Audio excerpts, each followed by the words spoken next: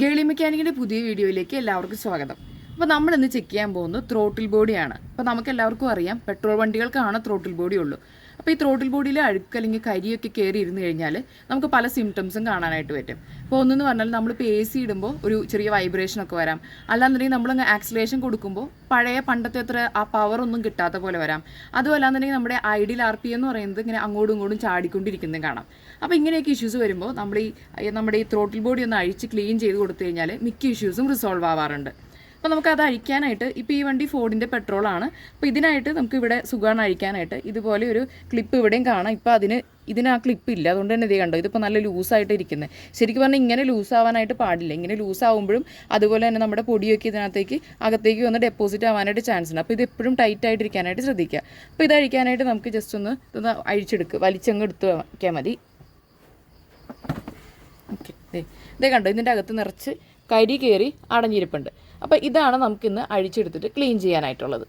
ഇതിപ്പോൾ അഴിച്ചെടുക്കാൻ സൗകര്യത്തിന് വേണ്ടിയിട്ട് ഞാൻ ആ ഇൻടേക്ക് പൈപ്പ് അങ്ങ് മാറ്റി വെക്കുന്നുണ്ട്. അപ്പോൾ അത് മാറ്റി വെച്ചിട്ട് നമുക്കിനി ചെയ്യാനുള്ളത് ഈ 4 സ്ക്രൂ അഴിച്ചെടുക്കുക എന്നുള്ളതാണ്. അപ്പോൾ അതിന് മുമ്പായിട്ട് ഇതിന് വരുന്നതെന്ന് പറഞ്ഞാൽ ഒരു ഇലക്ട്രോണിക് ആയിട്ടുള്ള ത്രോട്ടിൽ ബോഡിയാണ് വരുന്നത്. അപ്പോൾ അതുകൊണ്ട് നമുക്ക് ഇവിടെ ഉണ്ട് ഒരു കണക്ഷൻ വയറിങ് വരുന്നുണ്ട്. അപ്പോൾ ഇതൊന്ന് നമ്മൾ ആദ്യം ഡിസ്കണക്ട് ചെയ്യാനായിട്ടുണ്ട്. അപ്പോൾ അത് നമുക്ക് ഇവിടെ ഒരു ക്ലിപ്പ് വരുന്നുണ്ട്. ഈ ക്ലിപ്പിൽ പ്രസ് ചെയ്തിട്ട് അങ്ങ് അഴിച്ചെടുക്കുക. അപ്പോൾ നമ്മൾ ആ ക്ലിപ്പ് അഴിച്ചെടുത്തിട്ടുണ്ട്. ഇനിയിപ്പോൾ നമുക്ക് ഈ 4 ബോൾട്ട് അഴിക്കാനായിട്ട് നമുക്കൊരു ടൂൾ എടുക്കേണ്ട ആവശ്യമുണ്ട്. അപ്പോൾ ഞാൻ എടുത്തേക്കുന്നത് T30 ടോർക്സ് ആണ്. അപ്പോൾ പല വണ്ടികൾക്കും പലതാണ് വരുന്നത്. ഇപ്പോൾ ഈ വണ്ടിക്ക് വേണ്ടത് T30 ടോർക്സ് ആണ്. അപ്പോൾ അത് വെച്ച് നമുക്കിത് അഴിച്ചെടുക്കാം.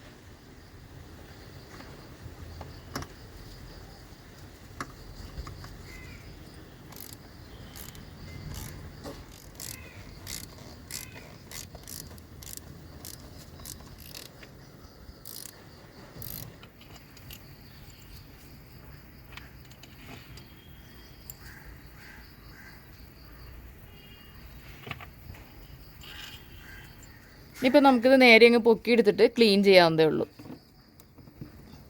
ഇപ്പോൾ ഇതാണ് നമ്മുടെ ത്രോട്ടിൽ ബോഡി. ഇതിൻ്റെ അകത്ത് കണ്ടോ, അഴുക്ക് നിങ്ങൾക്ക് ക്ലിയർ ആയിട്ട് കാണും, കണ്ടോ.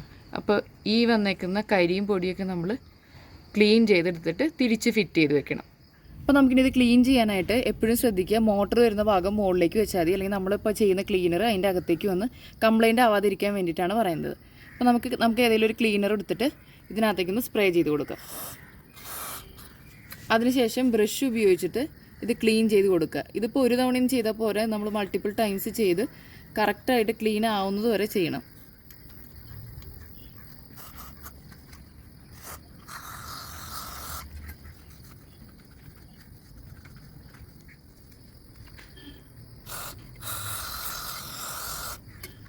ഇതുപോലെ നമ്മൾ പലതവണ സ്പ്രേയർ യൂസ് ചെയ്ത് ക്ലീൻ ചെയ്തതിന് ശേഷം ഇത് നന്നായിട്ട് ക്ലീൻ ആയതിന് ശേഷം മാത്രമേ, ഒരു തവണ എന്നല്ല പലതവണ ചെയ്തിട്ട് വേണം നമുക്ക് തിരിച്ച് ഫിറ്റ് ചെയ്യാനായിട്ട്. അപ്പോൾ ത്രോട്ടിൽ ബോഡി ക്ലീൻ ചെയ്യുന്നതിൻ്റെ കൂടെ തന്നെ നമുക്ക് ഇവിടെ ഒരു മാപ്പ് സെൻസറും കൂടെ വരുന്നുണ്ട്. അപ്പോൾ ഇവിടുത്തെ സ്ക്രൂ അങ്ങ് അഴിച്ചെടുത്തിട്ട് ഇതും കൂടെ ഒന്ന് ക്ലീൻ ചെയ്ത് കൊടുക്കേണ്ടതാണ്. അപ്പോൾ ഇതാണ് മാപ്പ് സെൻസർ. അപ്പോൾ ഇതിൻ്റെ അകത്ത് കണ്ടോ കുറേ ഓയിലൊക്കെ പറ്റിയിരിപ്പുണ്ട്. അപ്പോൾ ഇതൊക്കെ നമുക്കൊന്ന് ക്ലീൻ ചെയ്തിട്ട് തിരിച്ച് സെറ്റ് ചെയ്തിടാം. അപ്പോൾ നമ്മളിത് ത്രോട്ടിൽ ബോഡി നന്നായിട്ട് ക്ലീൻ ചെയ്തിട്ടുണ്ട്. അതുകൂടാതെ തന്നെ നമ്മൾ അഴിച്ചെടുത്ത MAP സെൻസർ എന്താ അതും നന്നായിട്ട് ക്ലീൻ ചെയ്തെടുത്തിട്ടുണ്ട്. ഇപ്പോൾ നമുക്ക് ഇത് രണ്ടും കൂടെ അങ്ങ് തിരിച്ച് ഫിറ്റ് ചെയ്ത് വെച്ചേക്കാം. അപ്പോൾ ആദ്യം നമുക്ക് മാപ്പ് സെൻസർ അങ്ങ് സെറ്റ് ചെയ്ത് വെച്ചേക്കാം. ഇനിയിപ്പോൾ സ്ക്രൂ അങ്ങ് ഫിറ്റ് ചെയ്ത് കൊടുക്കുക.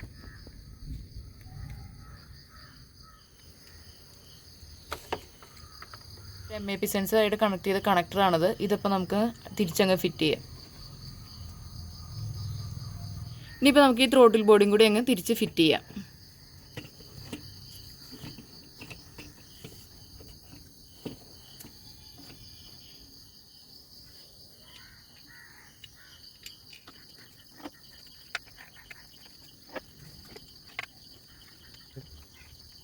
ഇനിയിപ്പോൾ നമുക്ക് സ്ക്രൂ എല്ലാം ഒന്ന് ടൈറ്റ് ചെയ്ത് കൊടുത്താൽ മതി.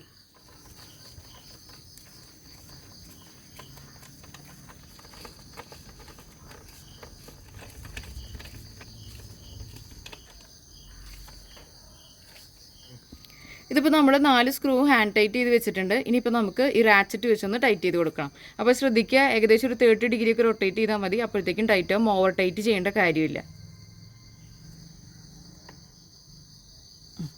അപ്പോൾ അപ്പോൾ ഇതുപോലെ തന്നെ ബാക്കി 3 സ്ക്രൂവും കൂടെ ടൈറ്റ് ചെയ്ത് കൊടുക്കുക.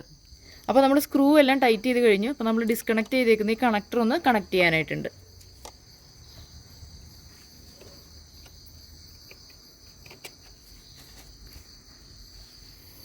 ഇനിയിപ്പോൾ നമുക്ക് ഈ ഇൻടേക്ക് പൈപ്പ് തിരിച്ചങ്ങ് ഫിറ്റ് ചെയ്യാം. അപ്പോൾ ഇവിടെ ക്ലാമ്പ് ഉണ്ടായിരുന്നില്ല, അപ്പോൾ കറക്റ്റായിട്ടുള്ള ക്ലാമ്പും കൂടെ നോക്കി വാങ്ങി ഫിറ്റ് ചെയ്ത് കൊടുക്കുക.